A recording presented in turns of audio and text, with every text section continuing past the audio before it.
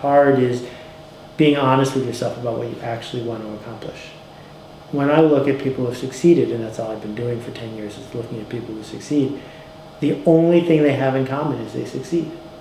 It's not where they're born, it's not what language they speak, it's not what gender they are or what race they are. The only thing they have in common is they succeeded.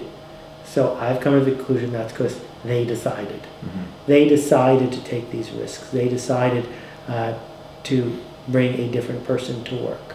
I studied really successful leaders, and I wanted to ask the question, not what did they do, because what I came to the view of after studying enough of them is that they do all sorts of different things. You can't generalize across what they do. Why? Because they're in very different contexts.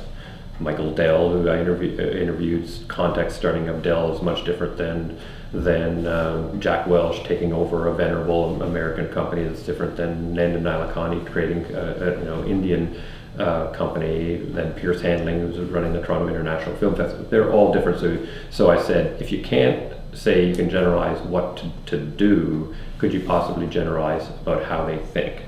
And I came to the conclusion after interviewing in detail over 50 of them that there's a pattern of thinking, which I came to call integrative thinking, that they exemplify.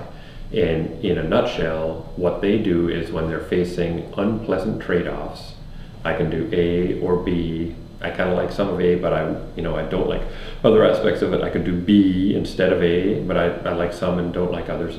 Instead of saying my job is to choose, it's when faced with a situation like that, my job is to create a C that's better than A or B. And so Izzy Sharp likes small roadside motels, which is what he started in, likes big city center convention hotels, which he moved on to, but didn't like the impersonality and coldness of the latter, and then the former weren't big enough to provide the amenities necessary. He said, instead of saying, like everybody else in the industry, just choose, he said, no, we're going to create a new model, which is a medium-sized luxury hotel with a different form of service that enables us to charge a price premium that's so large it doesn't matter that we have fewer rooms to sell. We can afford all the amenities and the common areas and the like.